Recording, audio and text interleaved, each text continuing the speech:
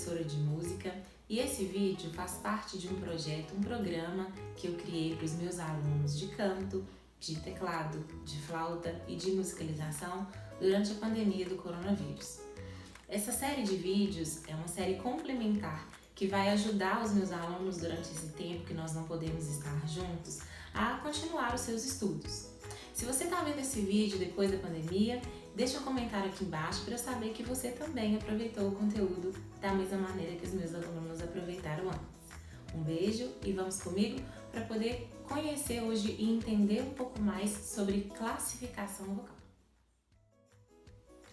A classificação vocal é a maneira como a gente categoriza as vozes, então como a gente organiza os tipos de vozes.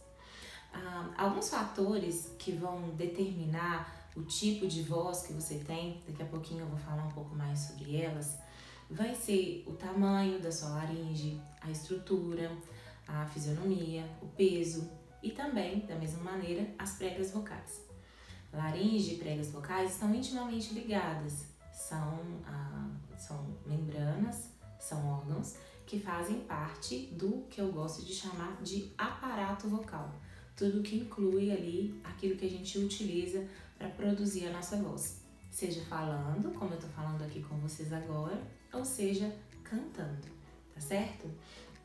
Para poder verificar qual é o tipo de voz de cada pessoa, o maestro ou o professor de canto vai executar alguns exercícios vocais, que nós chamamos de vocalize.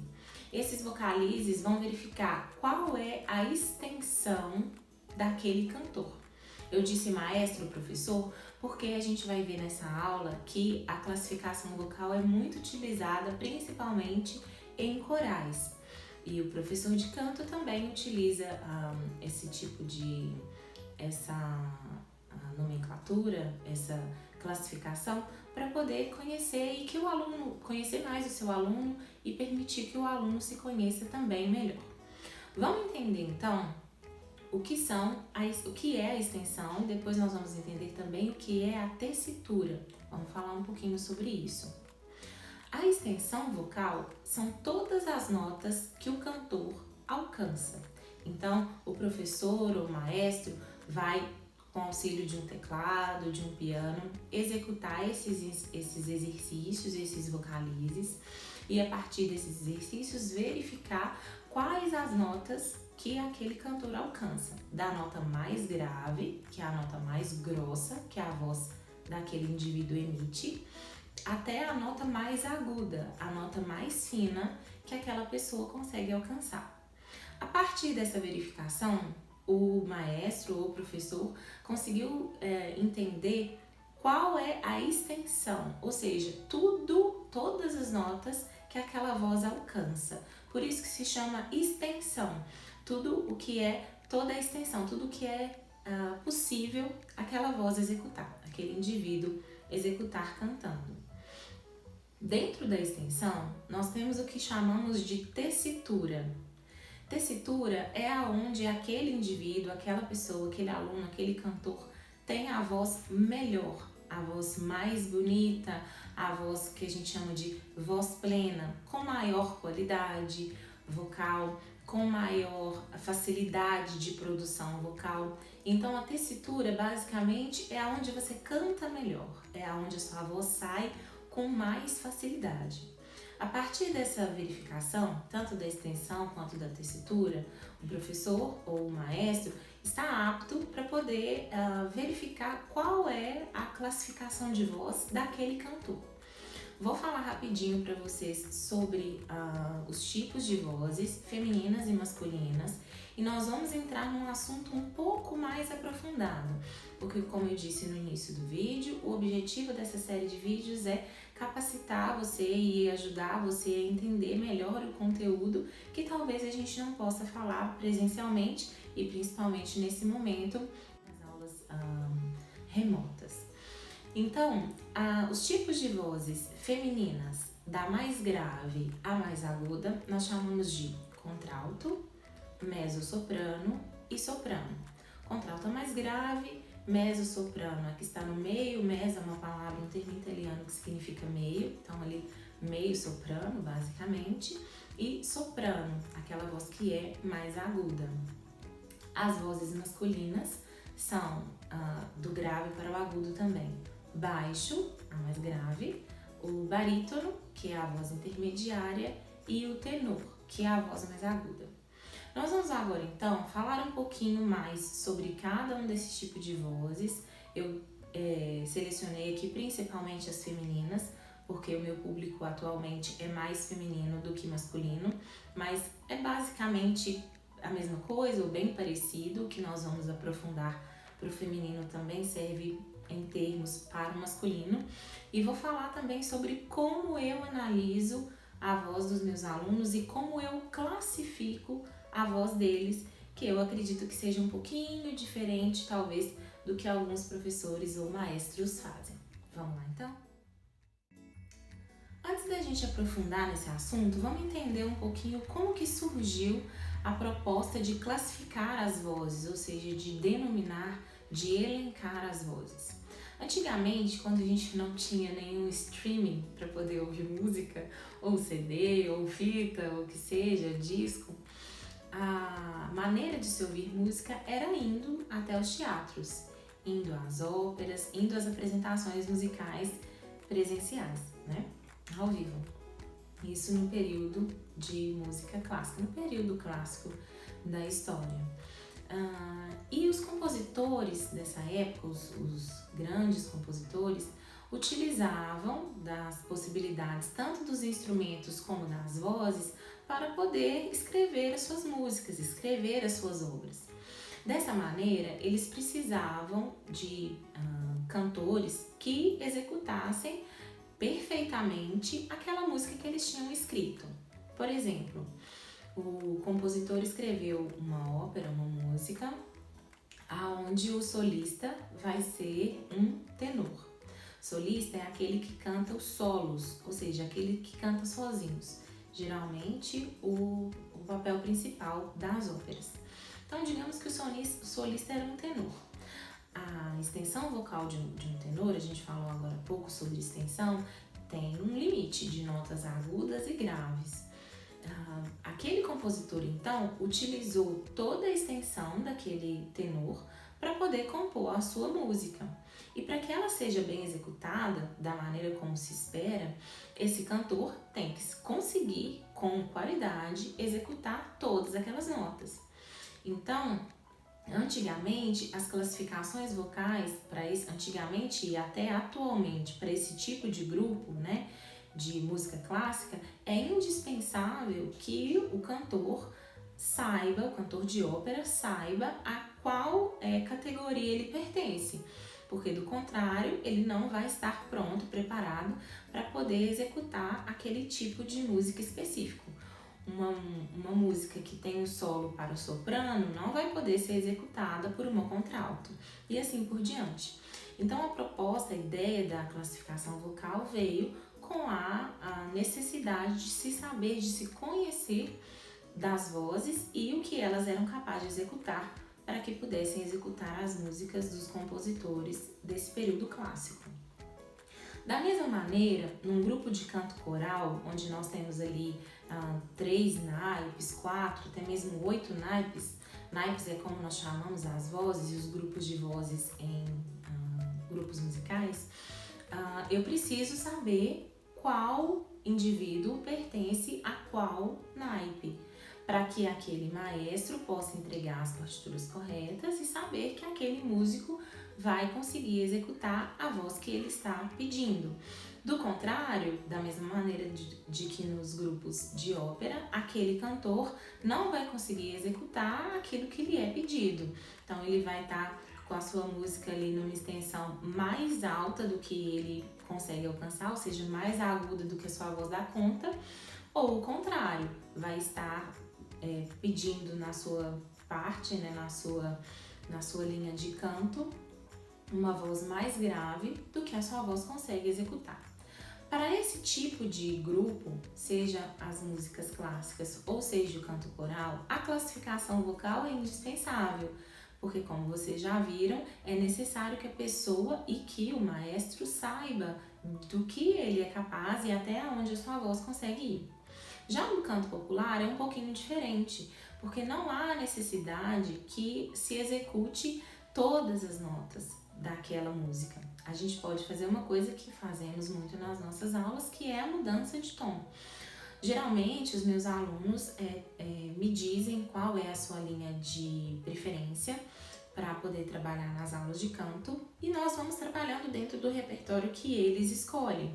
Então, eu tenho as minhas técnicas de respiração, técnicas de vocalizes, de aquecimentos vocais e vou apresentando também técnicas específicas do canto, melismas, vibratos, tudo dentro do repertório que eles procuram.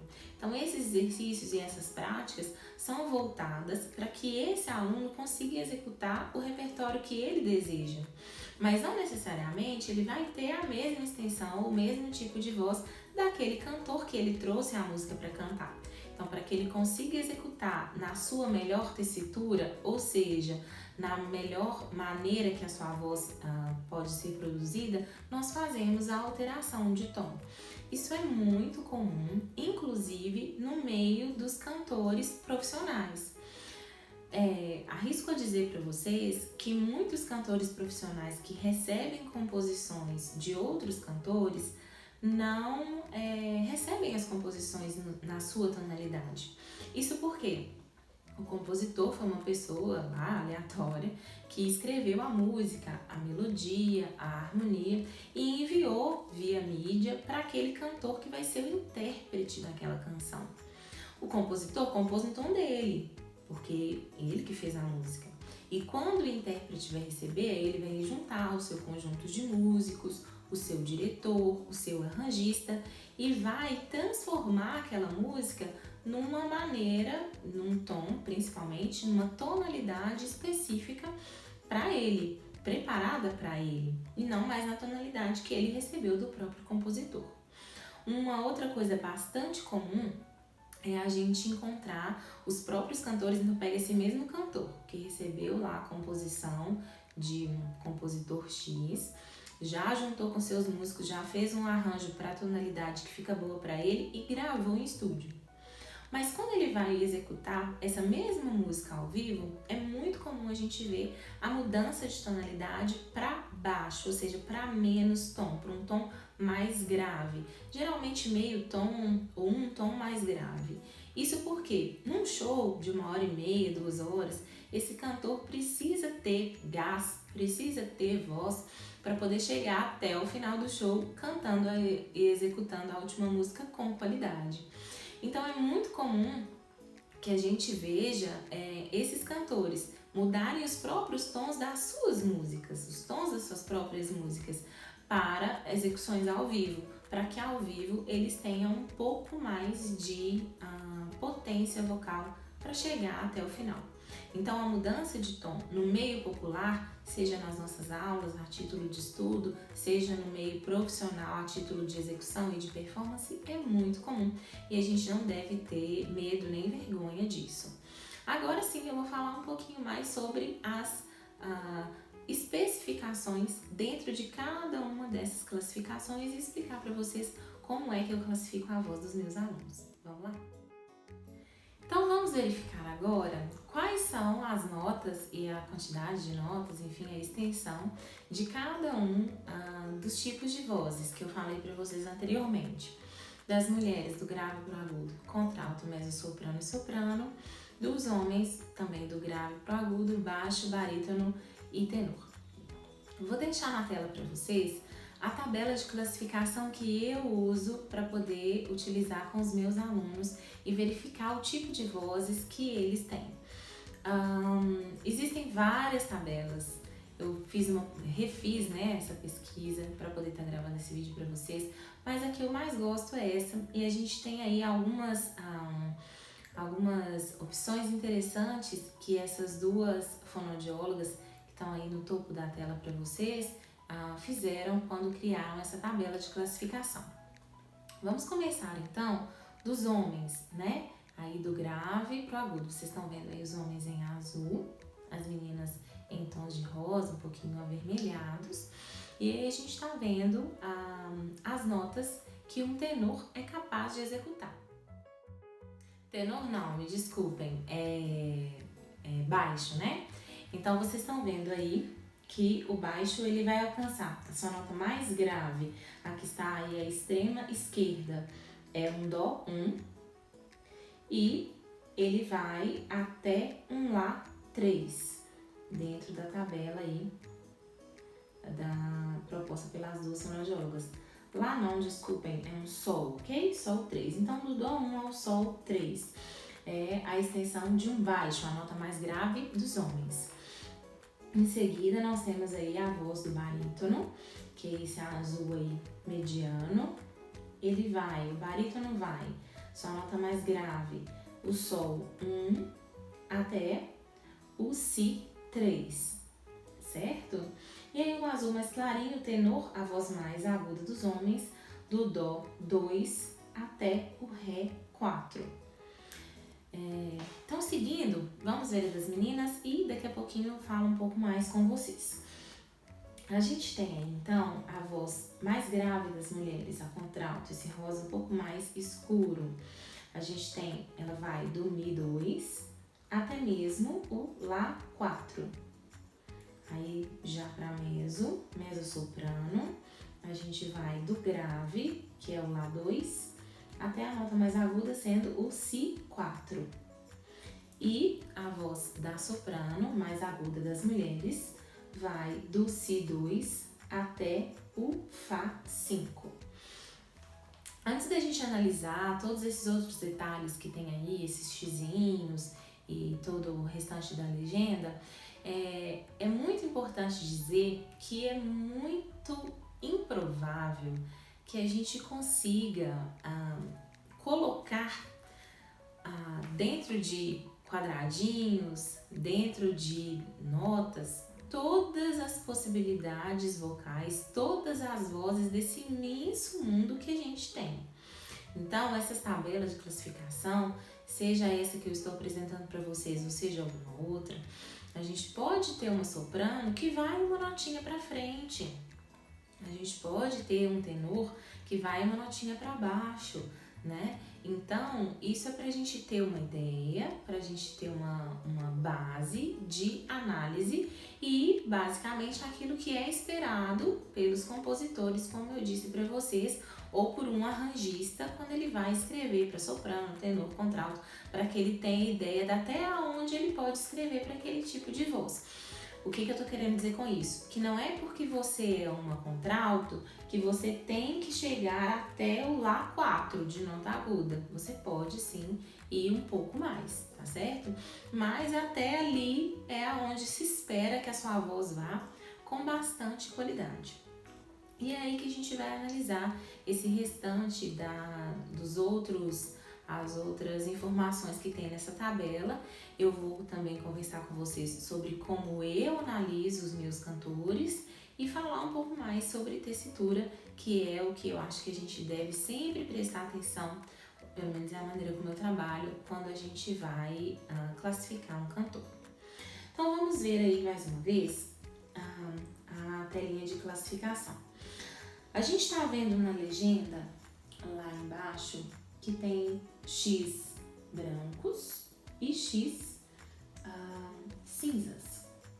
E aí tá dizendo pra gente que o X branco é aonde a pessoa tem a sua fala habitualmente, ou seja, esse tom que eu estou falando para vocês é o meu tom habitual de fala. Nem com uma voz desse jeito, nem com uma voz desse jeito. Não é o meu tom habitual de fala. O meu tom habitual de fala é esse.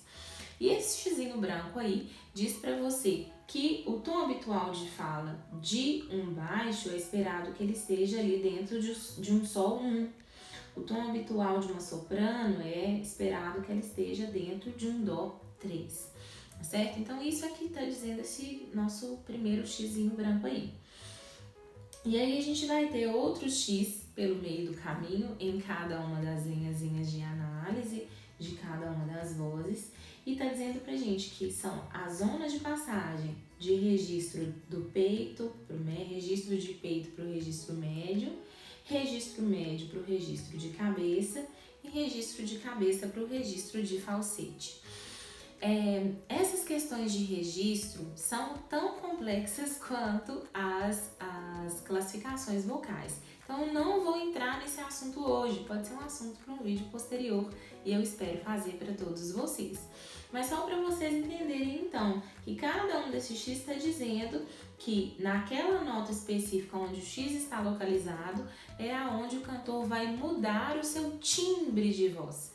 Mudar do timbre do peito, como eu falei, para o timbre de médio, que a gente fala que é a voz na máscara, usando mais o nariz e a boca, como ressonadores, e mudando da cabeça para o falsete e assim por diante. Então, esses X cinzas indicam pra gente as zonas de passagem, ou seja, aonde aquele cantor é esperado que aquele cantor passe, mude o registro da sua voz. Como eu disse, é um assunto também complexo, a gente pode destrinchar ele num outro vídeo.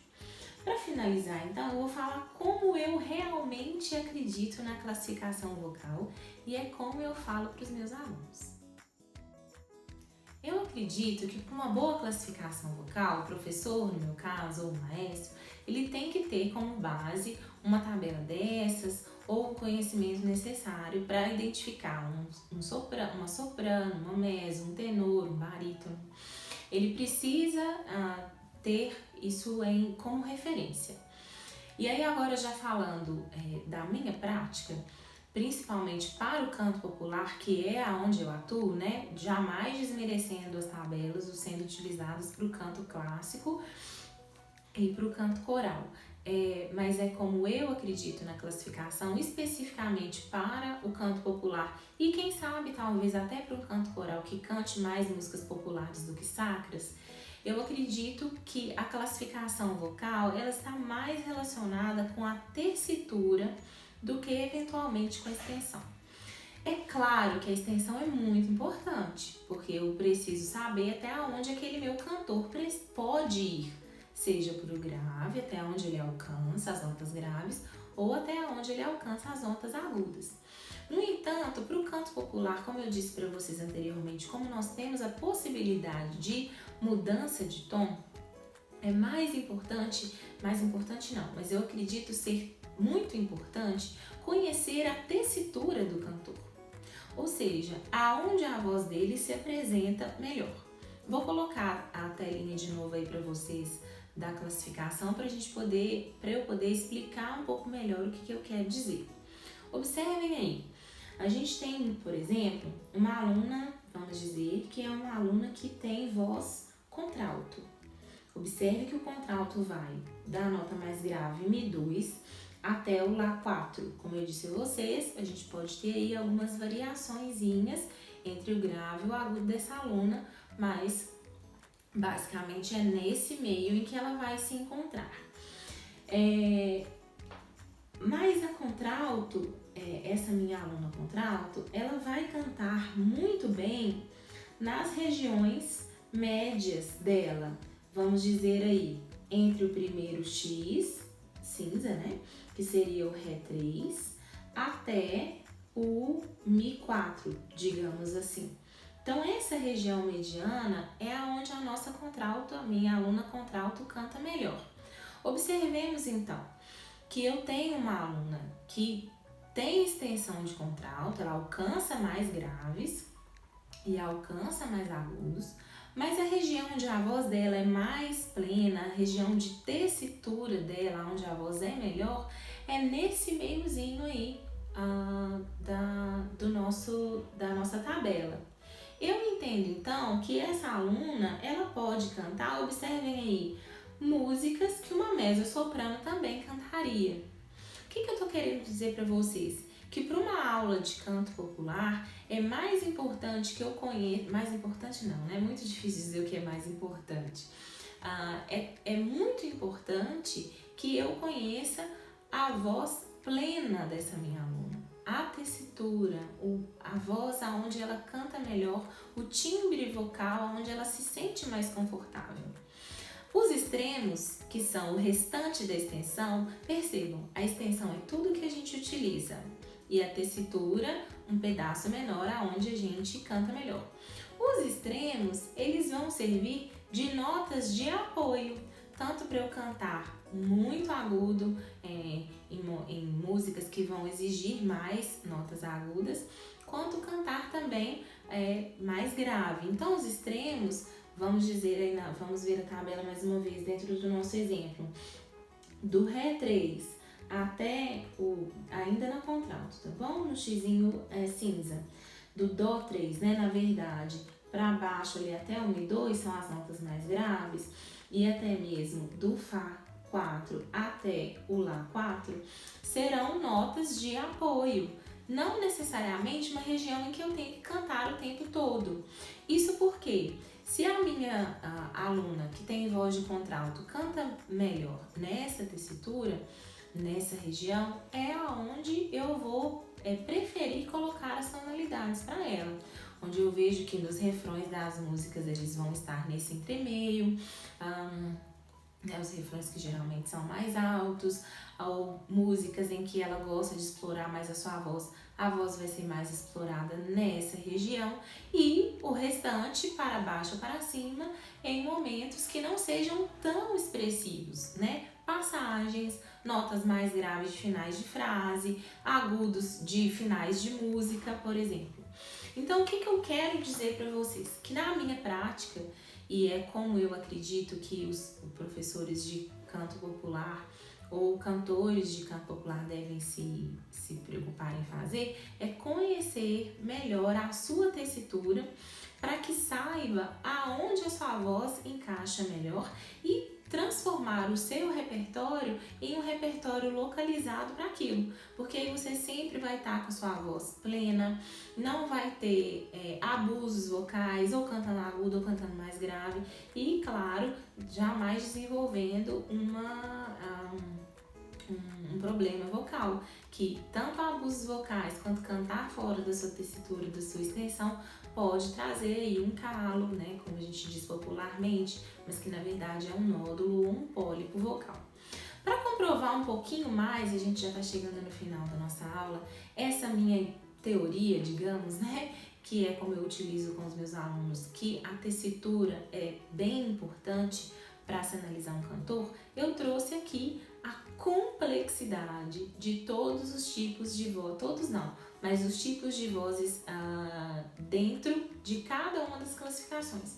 Os tipos de vozes da soprano, os tipos de vozes da contralto, para dizer para vocês que a tessitura é muito importante, inclusive no meio clássico. E se é assim, por que não no meio popular também?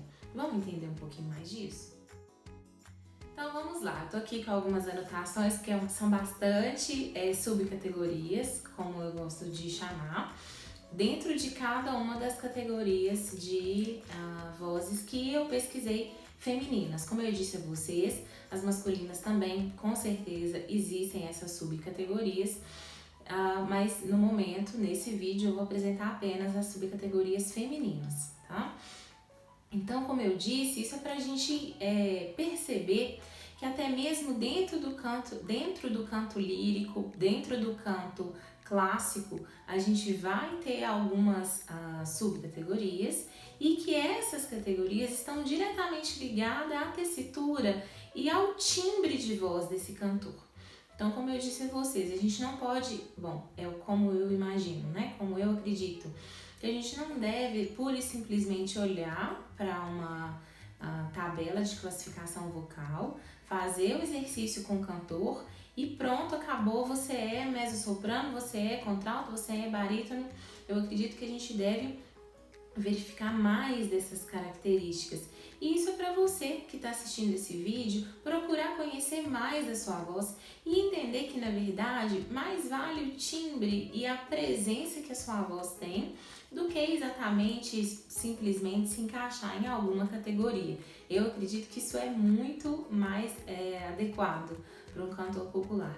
Procurar saber mais do seu timbre vocal e daquilo que você é capaz de cantar, do que apenas ficar preocupado se é mezzo-soprano, se é tenor, se é barítono, se é contralto.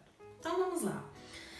Existem 3 tipos básicos de cantores, de cantoras sopranos. São eles a soprano coloratura, a soprano lírico e a soprano dramático, tá certo? A soprano coloratura, vamos ver um pouquinho da característica dessa voz chamada soprano coloratura. São cantoras que têm a voz mais ágil, então elas cantam músicas que exigem mais agilidade. O que seria isso? Que são músicas mais rápidas, que exigem saltos de voz. Então, aonde ela tá aqui embaixo, logo ela precisa ir lá pra cima, né? Tá uma voz mais grave, vai para um registro mais médio, vai pro registro mais agudo. E com muitos trinados. Então, uma soprano coloratura, a gente pode dizer que essa voz, isso aí, gente, pro canto lírico, pro canto clássico, tá? Essa soprano, essa cantora, ela tem mais agilidade na voz, são para músicas mais ágeis. Então, para compositores que escrevem para solistas rápidas, né, que vão ter passagens de voz ali muito rápidas. A soprano dramático, ela vai ter uma voz mais completa, uma voz mais rica, com um tom um pouco mais escuro. Então percebam que a gente está falando de timbre. Não é apenas de quantas notas você alcança, e sim a maneira como você coloca essa sua voz, perceba. Então, um tom mais escuro, com uma qualidade mais presente, mais robusta. Alguma soprano dramático tem a voz tão escura, uma voz escura o suficiente para poder fazer e cantar partes como mezzo-soprano. Então observem, é tudo que eu falei com vocês anteriormente. Aonde aquela soprano, o nosso exemplo era da contralto, aonde a contralto canta melhor, no nosso exemplo, ela poderia facilmente cantar parte de mezzo-soprano. Aqui é a mesma coisa, só que pro soprano, né?